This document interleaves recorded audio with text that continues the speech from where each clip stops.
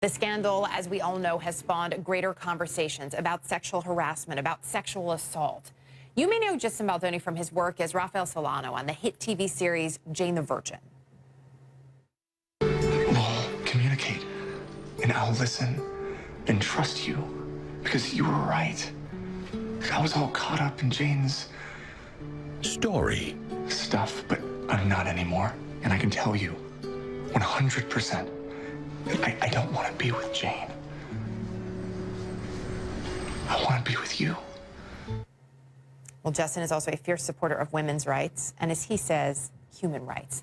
Here's part of his passionate post from Instagram on Friday, one that is still getting a lot of attention. This stuff will keep happening unless we men choose to stand up to each other and call each other out when we first hear someone brag about it at the bar, at the club, in the locker room. Actor Justin Baldoni joins us now on the story. Appreciate you taking some time for us. I loved your post.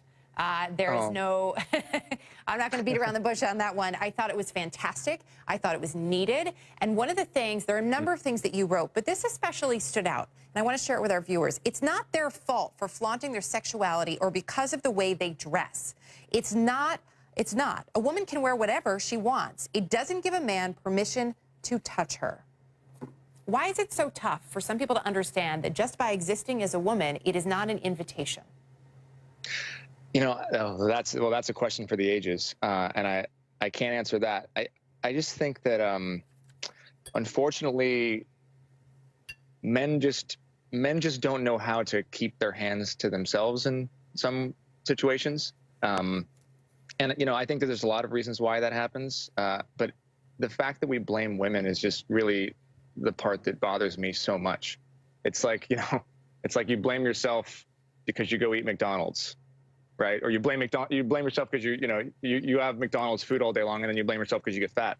It's just, we have to understand that, like, what women are doing is not our problem. Like, our problem is the fact that we're not standing up to each other, and we're not actually saying something or talking about it. And we think that we can even, like, just the idea that we could touch a woman without her consent, it blows my mind. But that's a deeper issue. That's a psychological issue. That's just, and now you're looking at all the Me Too's that's happening and what's happening on Facebook and Instagram. And honestly, you know, my wife we're getting ready to have a baby soon. And so I've been off social media and off. This is why I'm dressed like this right now. And I'm just kind of blown away so, first of all, I'm empowered and I'm so proud of all the women that are coming out and actually saying something, but I'm blown away that the men are so surprised.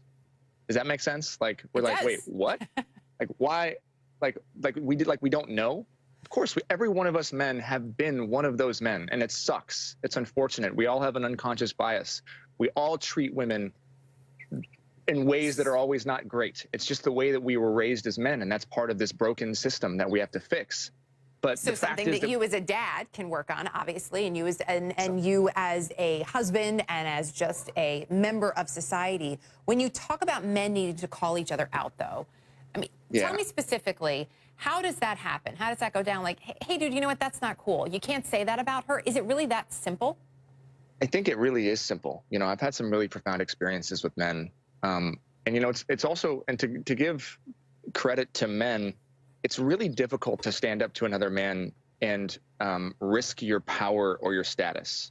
And so there's issues on both sides, but it's really, really simple. It's just saying, you can't say that, or don't say that, or come on, man. Because when we don't say anything, right, then we're just as guilty as the person who did it. And that's the problem. You know, we're an accomplice. And so the real story, unfortunately, isn't about Harvey Weinstein. It's just about all the men that knew about it and didn't stop it and didn't say anything because they didn't want to risk their own status in the industry. And that's one of the things that I believe is that, you know, all this stuff is temporary. All the stuff that we're working for, all the, you know, the fame and money and status, it's all BS. None of it's real. At the end of the day, what lives forever is our conscience, and it's what we choose to do with it. And it doesn't have to be, hey, don't say that, man. Like, how dare you? It has to be like, come on, dude, you're better than that. Because at the end of the day, I believe that men are. They just need permission to be, right?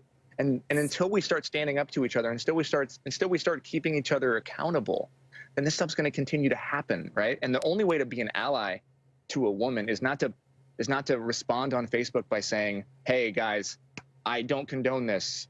It's to actually do something, right? Actions speak louder than words. So we have They to do do. something. We do something by standing up to each other and just not allowing that stuff to happen anymore. It's the locker room talk. There's no need for it. We're way There is no past need that. for it, and I applaud you on that, and I hope that people are listening and that we actually see action here beyond your words. But these words you wrote are powerful. Before we let you go, I have to ask you, we talk so much about this being pervasive in the entertainment industry, and frankly, it's not just entertainment. Have you witnessed this in your career? Is it as pervasive as people make it out to be? Yeah, it is. I mean, I can tell you, I've had my own experience, unfortunately, at the hands of a man, which I don't even think I've ever talked about. But I remember an ex-girlfriend of mine gave me one of those Burke Williams spa certificates. And I went in to the Burke Williams, and I was in the hot tub, and there was a man sitting on the other side. And it started getting uncomfortable. So he kind of followed me around, and he said he was a producer, and I might have been 22 at the time and just starting acting. And he started telling me about all the men that he had basically been in this hot tub with, and, you know, the movies he's produced. And then he basically started to try to make me feel bad for keeping on my bathing suit shorts, you know, and he said Clooney and all these other people, you know, they didn't have their shorts on, which, again, I'm sure the guy was lying.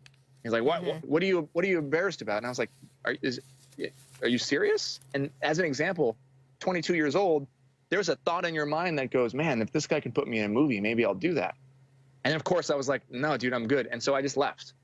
But this happens all the time. And I believe it's a deep-rooted insecurity that we're masking with power and with success.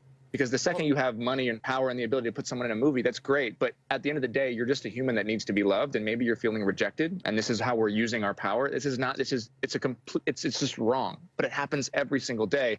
And I witnessed it. So It does, and it's been happening for far too long, and we need more people speaking out and speaking up, and so we appreciate you taking the time to join us. I know you have a baby on the way. I know you have a little girl. They are lucky to have a dad who isn't afraid to speak up and who isn't afraid to start that conversation. So thanks for taking some time for us. Get back to your family. No, thank you, guys. Bye-bye.